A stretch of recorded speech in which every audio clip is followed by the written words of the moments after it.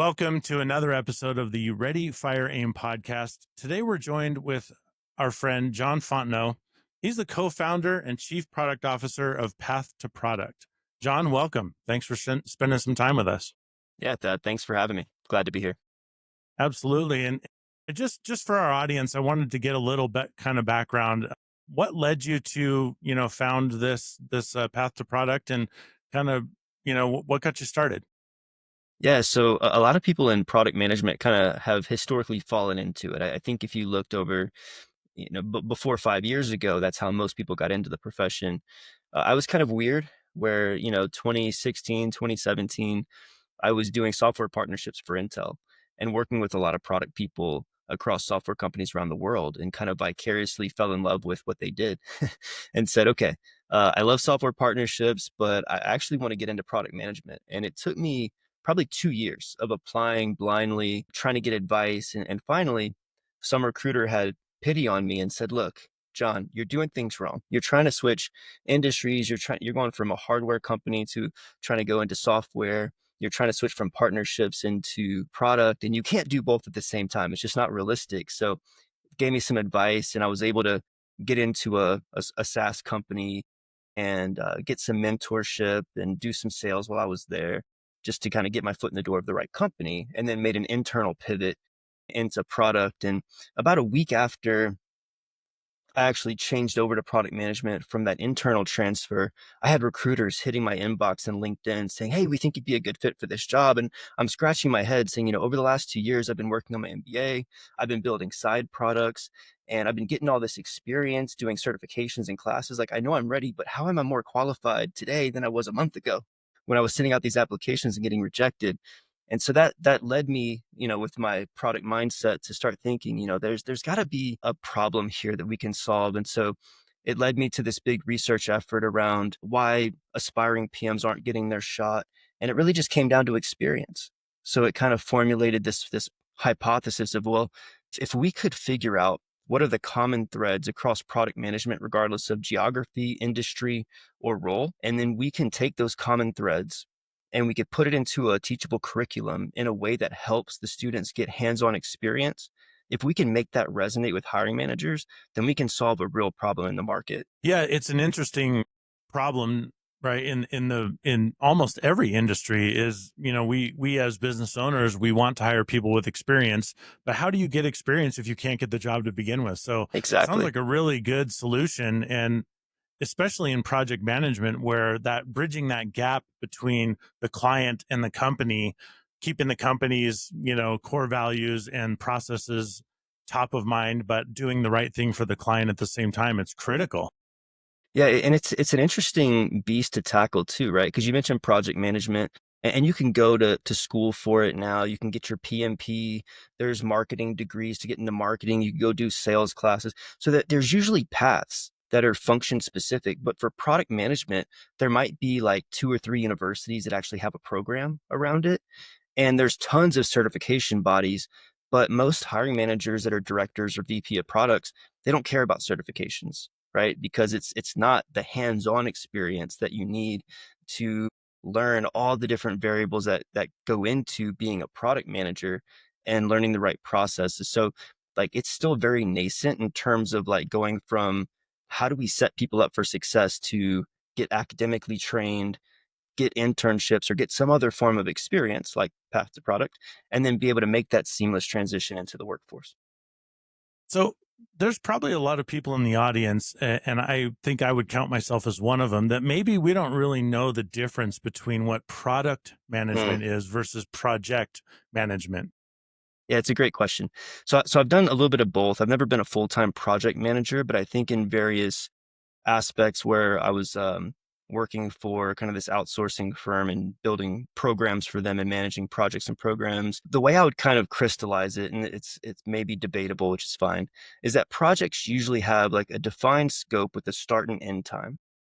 And programs, as opposed to projects, might last longer and have iterative cycles, which kind of mirror more like products in terms of a procedural process you might follow. But the difference is, like, programs are usually operationally based, human driven process, where product management is focused on building a digital or hardware product, but some of the processes and procedures are similar in that sense. So I would kind of say projects are usually defined scope. You have a team, maybe it's a cross-functional team that comes together for a time to tackle a project. But once the project's over, you either were successful or you weren't. The project team disbands, and then there might be another project that comes up. Where in product, you have a dedicated team, usually that's working on a set of problems to try to meet a business objective through how we build the software to solve customer problems or create customer value. Interesting. Okay. So that helps solidify the clarity. I appreciate that. Yeah, no problem. So you mentioned a little bit that there's really only a handful or less traditional ways to kind of get into the product management career path. What makes your platform different than those in particular? Are there things that really stand out that you've chosen to create to make that difference? Yeah, it's a great question. So I've obviously looked into some of the academic paths. Like I think Harvard has a program, John Hopkins has a program. There's a few universities out there that do, and there's some companies that hire directly out of those programs. But these companies aren't hiring hundreds and thousands of product managers. It's more of like 10 or less a year at most that they're hiring out, and there's thousands upon thousands of aspiring PMs that are out there. So it's like, what do those people do when they don't have the luxury to be at this prestigious university, but they still want to get the job? And so what's different about it is I think some of the topics are probably similar, but what our program really does is it really cuts through the noise of all the things that product managers or aspiring product managers think they need to know. Right. And I think that's the biggest gap when I was looking to get into product. And as I coach aspiring PMs, is there's so much stuff on the internet. There's frameworks and tools and processes. And do I need to know how to code or learn SQL? Like what's important? Right. And going back to the research on the common threads, we've distilled down the most important aspects of product management, which at a high level is you have discovery and then you have delivery, right? So I'll break discovery down into market research, customer research, and design and solution validation. So that's kind of the discovery portion. And then delivery is how do you work with a dev team, a UX designer? How do you work with your cross-functional partners in marketing and sales? How do you keep your executives aligned? How do you get customer success ready for the launch? That's kind of the delivery part of like, how do we do company and sales enablement? And then how do we make sure that we're organizationally aligned so we're successful? Right. So we take those two buckets and break them down into subtopics of like, what are the most important things you need to learn and be able to do in discovery? And what are the most important things you need to be able to learn and do in delivery? And then how do we, through a digital platform, give them an augmented experience or as close to real simulation as possible? And that's kind of where the magic happens. Sounds like you have to be a real people person to be able to speak kind of different languages, if you will, not necessarily coding languages, but if you've got to be able to speak to all these different departments and kind of be that central hub, it's got to be difficult, I would imagine. Absolutely. And I think that's a part of the challenge and kind of the high bar of getting into the role, right? Is it's not, even though you have maybe entry level product manager roles, it's not an entry level role, right? It's not like you're doing entry level sales or data entry or something where coming out of school, you can kind of get your feet wet and learn how to work as a team or work with other people in a company. It's like some of these things have to be there and you don't have to know all of it, but if as long as you have a base, whether it's you're stronger with business acumen or you're stronger working with customers or you have a technical competency, if you have one or two of those three things, making that transition's easier. And what path to product tries to do is say, look, if you're coming out of school or you're trying to switch from another career into product management, let's help you make sure that you have a full well-rounded set of skills to be able to tackle this from the get-go. Yeah, absolutely. I love that. And I noticed that you guys offer a full certification, and I'm wondering, how have you positioned that certification as an industry leading certification? Like how does a company that sees an applicant that has the certification, how do they know that number one, that's legitimate, and that two, it actually means something? I mean, you guys put a lot of time and effort. The applicant has put a lot of time and effort in getting the certification. How do you convey that to a company? It's a good question. And I think the dirty little secret we have is that we don't care as much about the certification. Because of the research, there's so many other companies that focus on the certification. But again, hiring managers, if you do a survey, 95% will say we don't care. And so what we focus on, we do have a certificate that you can get at the end, but there's other ways that we're looking to build credibility, right? We've already established some university partnerships. We're working with other training platforms for product managers who kind of have complementary services to us.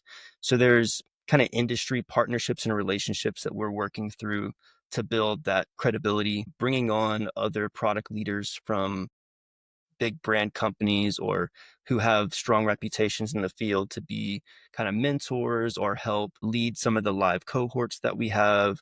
And so it's really kind of more of a community led reputation management for our NPR for our company. But where the magic is really is in the portfolio projects. So I mentioned that there's hands-on assignments, and each assignment they do through each of the modules, as they're completing those, it gets kind of ported into a portfolio project that looks really nice.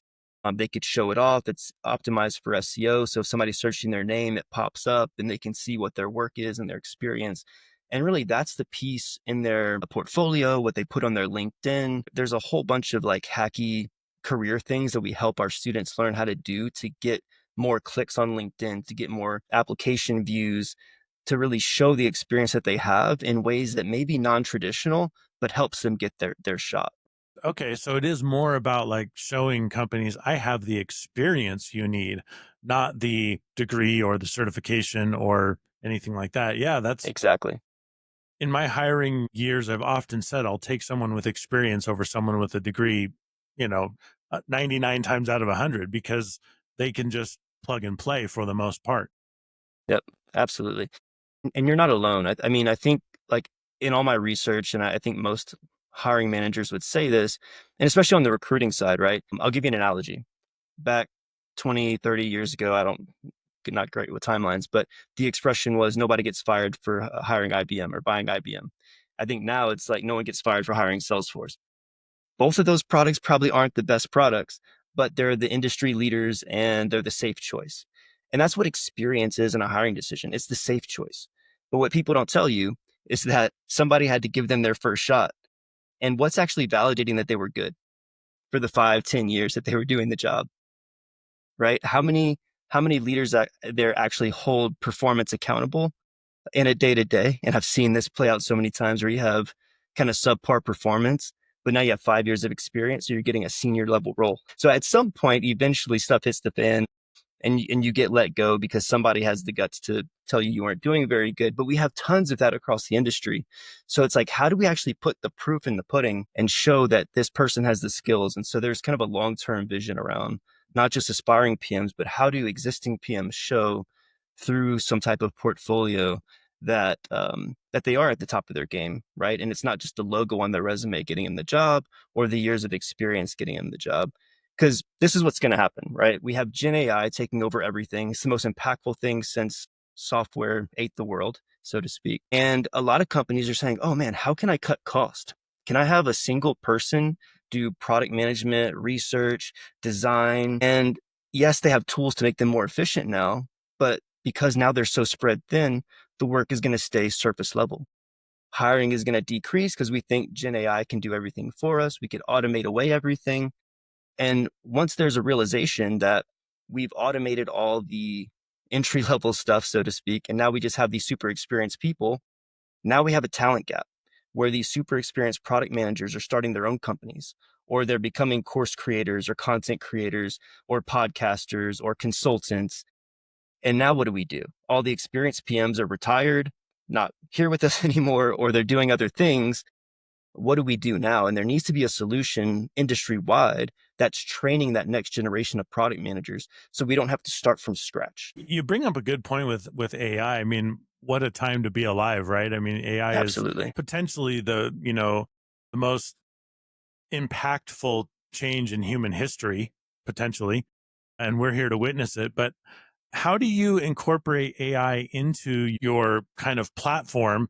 And are you training people how to use AI? Are you using AI to just train them in being a product manager, or both? Yeah, the timing of that question is interesting because we're working on a relaunch of the next version of the platform where, because like you said, Gen AI is kind of an expectation now. It's the new level of skill set of how do we become more efficient? How do we use these tools to become better? How do we do more with less, which is, I think, every business leader's goal right now. And so, yeah, so the next version of the product, which is coming out probably early September, there's going to be a new curriculum, new assignments, and it's all about, okay, here's kind of the analog way you could continue doing what we have been doing as PMs, but how do we leverage some of these Gen AI tools to do market research, customer research? How do we get decent proxy data when we're building brand new products from scratch and we don't have existing customers to go talk to or get data from? How do we analyze data more quickly? How do we instead of having to go learn SQL, what if we could just like use Gen AI to run through the data for us and answer the questions that we have? So we don't have to like, it kind of democratizes access, but you have to know how to use the tools to be able to get the insights from them. And so that's what the new curriculum is going to teach. At each of those steps through discovery and delivery, how do we become faster and better? And how do we use Gen AI as thought partners and assistants through that process? So yes, we're definitely all over that and pretty excited about how that's going to help students complete their projects on the platform and become even more prepared to take on their first role.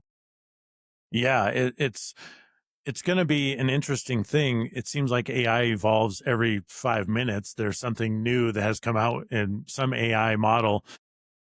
And so if you're showing potential product managers how to implement AI and use it as a tool in their tool belt, are you doing things like prompt engineering and showing them how to prompt AI, or is it something different? It's definitely part of it. We don't do a deep dive on prompt engineering. The future of Path to Product's actually going to be kind of a library of courses where right now we kind of have the flagship program to help you get experience. But there's going to be some add-ons where we have some different experience courses to go build 0 to 1 products, build products with AI, build products with no code tools, and then kind of a library of more theory and learning so that we can get kind of deep dives in certain areas of go to market, prompt engineering, SQL, and some of the things that kind of help you improve and gain more skills.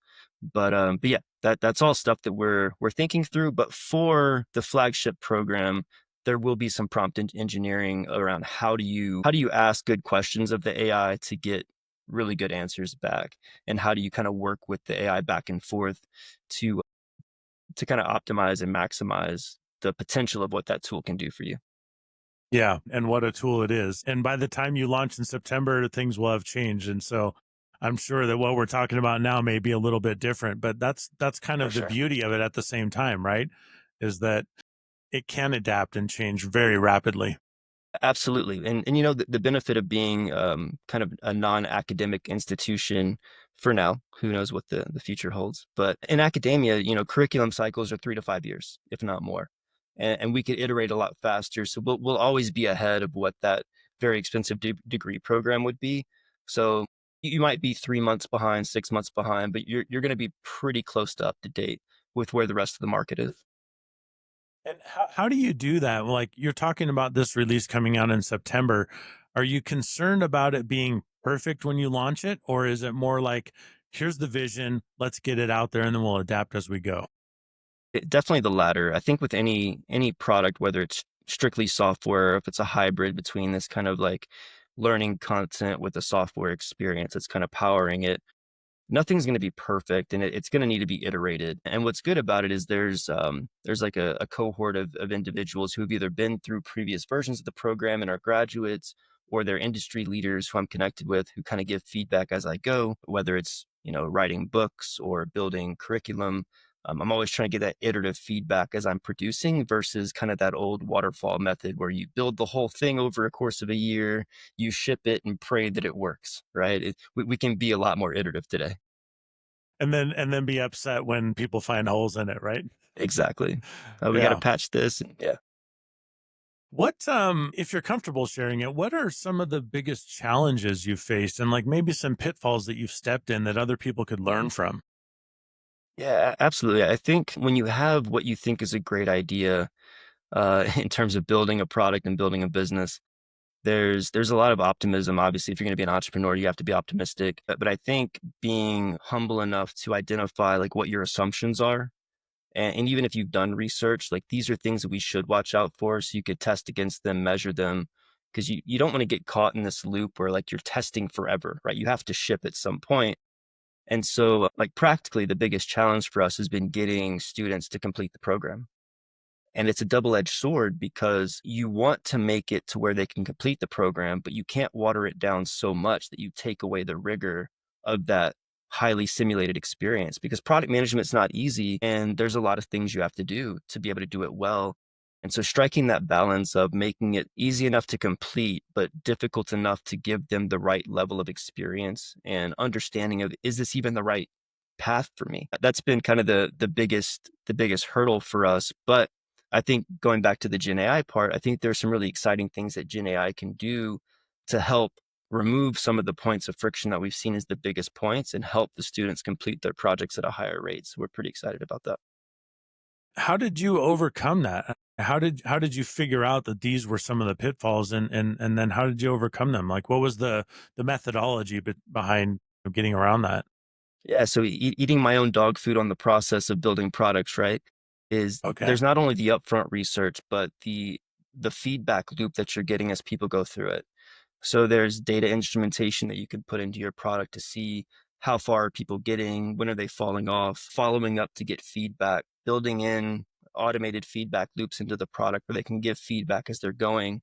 One of the new things that we're doing, which I think is going to be helpful both from a project completion standpoint and a qualitative feedback standpoint, is at the end of each module, we're having myself or another coach on the platform have a coaching session. So they finish a module, they finish their assignments. We're going to coach them. We're going to give them feedback on their projects. We're going to get feedback from them on their experience. So that's kind of the manual way we're going to do it. But we also have tools that do like session replays. We can go back and see how are people progressing, what's their experience in the product, as well as some of the quantitative data around how they're using the platform to kind of triangulate how we improve as we go. Got it. Earlier, you mentioned, I believe used the word cohort, which I love. I have a degree in psychology, and so we deal with a lot of cohorts there. But is there a lot of collaboration between the students, if you will? Do they have within your platform a means to communicate with each other, solve problems together? It's a great question. And we've been asked that a few times, but not yet. So, one of the plans that we have for the long term is not just to have more collaboration on platform within the students, but we are working on that in the short term, both with the mentor relationships, peer reviews, things where you can be more of a community, and you don't feel like you're going through this alone. So, I know I mentioned the weekly coaching sessions after you finish a module, the mentors, the peer reviews. But what we would love to do, and the thing that our platform doesn't do well today, is simulate that relationship between the PM, the UX designer, and the developers, right? Which is kind of that core relationship in the product management team. And so we're looking at doing partnerships with like boot camps, because a lot of boot camps have the developers and the UX designer, but they don't have the PM. So they're missing the experience of working with the PM, and somebody's having to play that role. So how do we bring those boot camps together with our program and give them a holistic experience? So that's kind of an exciting future for Path to Product. Yeah, I'm excited to see that roadmap come to fruition. It's one of the things that I've found with online learning is that you feel so isolated, and having that community, as you're talking about, can be a real boost to, you know, just your success rates in general, I think, and then overall adoption of the program. Absolutely. Yeah. You know, one of the other things that I did want to touch on a little bit more about AI is, how do you see long term AI affecting your platform? It's a good question. There's a bunch of unknown unknowns in that potential answer. But in general, I think there's some opportunity to bring on whether it's content that we're creating as like supplemental content for learning, whether it's the podcast that I run, interviewing tons of product people all over the world. I think there's an interesting opportunity to train kind of a digital mentor where you have all this content. Students can ask questions, and I don't have to be there in person all the time, or their mentor or one of the coaches, and they can get answers right on the spot. So as they're working through a problem, you could go to ChatGPT, you can go to Perplexity, but if you had something in the platform where you don't have to navigate away and you have something that's more tailored, Because frankly, like not all product content's created the same. And we have a very particular set of philosophies around how products should be done versus maybe how it's being done in some areas. And I want our students to make sure that we're framing the product discipline in such a way that it becomes a true discipline, like a marketing or a sales or a finance. It's this debate of like art versus science. And I think there's going to be a bit of both, but where you should be scientific or where you should have certain mental models about how to approach situations, I want them to make sure they're getting good training. So how do we make sure that we have kind of a co-pilot or an assistant for them, leveraging a lot of the data that we're already accumulating? Yeah, that's AI agents right now are hugely popular, and training an agent is critical with the proper information, right? Not just relying on what ChatGPT already knows, but what you know and what you're able to bring to the table and kind of have your own AI avatar, if you will. What about things like AI voice? Are you looking at bringing in where people could talk to or, use AI voice capabilities? Not yet. I mean, I think there's a future potential for like AI mock interviews, which you can do that in like a chat based format, but it becomes more, I think, realistic whenever you can have like an AI avatar that you're talking to where it looks like you and I are talking right now, and you can have somebody asking you questions. And then, unlike a real interview setting, you actually get feedback at the end to know how to improve. I think that that could be really cool. Yeah, absolutely. How many times do we, as people in the workforce, leave an interview and really have no idea? Somebody says, "How did it go at the interview?" I think I crushed it. How do you know that? I mean, you feel good about the answers you gave, but how was it received? I think that would be a really good, feature to add is that Yeah. feedback loop. And then what was good and what wasn't good and what could you improve next time? I think there's layers to that where if you train a model correctly, you can get some really insightful coaching there and be able to, continually practice in a way that's you could do mock interviews with a variety of people who are in the industry, but if you have something that's well trained and based on a lot of aggregated data, you don't get kind of the one-off biased feedback from a company that does something one certain way. You get more holistic, well-rounded feedback, which I think would be. Yeah. Yeah, absolutely. How do you find people into your program, or do you rely on them finding you? It's interesting. So it was very scrappy in the early days. I did what we would call a concierge MVP, where you're doing things very hands-on. I had like a set of slides, and I was meeting with students like once a week, kind of manually teaching them just to kind of learn if there was appetite, if they were getting it, if they were doing their projects well. And that kind of scrappy method, just going into Facebook groups or LinkedIn groups and saying, "Hey, I'm putting together a program to help aspiring PMs get into product. Anybody interested?" And I did it for free at first just to get feedback and see if it would work. And it's evolved a lot over time, but a lot of it's been organic, right? I haven't done any paid advertising. I've done some blog posts. I do social media posts. Some of it's word of mouth. I get a lot of people signing up and reaching out saying, "Hey, my buddy told me about this program." But we're really looking to take that to the next level with our partnerships, right? There's the first version or first iteration of a partnership with Utah Valley University, one of the largest universities here in Utah. That's going to be coming this fall. I mentioned there's another partnership coming with another training platform that helps product managers get the right level of technical competency without having to learn how to code. And there's an announced partnership coming up probably in a couple months there. So there's going to be more stuff where from the university level to helping with partnerships that'll help drive visibility and awareness to existing career professionals looking to make a switch. That's all going to just put, you know, gasoline on the fire, I think. But we've had over the, I think 3 years, we've had 1,200 people sign up for the platform. We've had probably 20 plus students land jobs, and kind of going back to like that ratio, right? It's like, oh, 1,200 people signed up, a much smaller percentage actually finished, but the percentage of people that finished that landed jobs is in like the 80 plus percentile. So we just need to figure out that one part about helping more people complete the program, and I think we could have a much bigger impact on the market. Yeah, absolutely. It's an interesting thing. There's a saying in construction: what gets measured gets managed, right? And if you don't have the metrics, how do you know what to change? So it's encouraging to hear that you are taking all this data and actually looking at it and using it to improve, because so many companies just don't. They're out there just throwing stuff against the wall and seeing if something sticks and then moving on to the next, wet towel they throw against the wall. I agree with you. But, for credibility's sake, I hope I'm doing the things that I'm teaching my students that they should be doing. Right, right. So if people are interested in getting a hold of you for a myriad of reasons, I mean, you've got so much good stuff going on. What are the ways that you want them to reach out? I'm really active on LinkedIn. I mean, I'm on Instagram, X, and I'm kind of omni-channel for Path to Products purposes. But yeah, find me on LinkedIn, get me on email, john@pathtoproduct.io. Would love to chat. And whether it's for a potential partnership or you're looking to say, how can I bring, uh, experienced PMs that are kind of more entry level into my organization, whatever that may look like, reach out to me. I'd love to chat. And you mentioned you have a podcast too. You want to throw a quick plug for that? Sure. So, Lessons in Product Management is my podcast. I've been running it for about 5 years. I got about 5,000 subscribers across the world in product circles, mostly product leadership, but a lot of my aspiring PMs reference the content quite a bit. So, yeah, it's been fun. Very cool. Well, John, it's been an absolute pleasure. Thank you so much for joining us. I love what you're doing. I can't wait to see what comes out in September. I want to keep following it and see where this goes for you.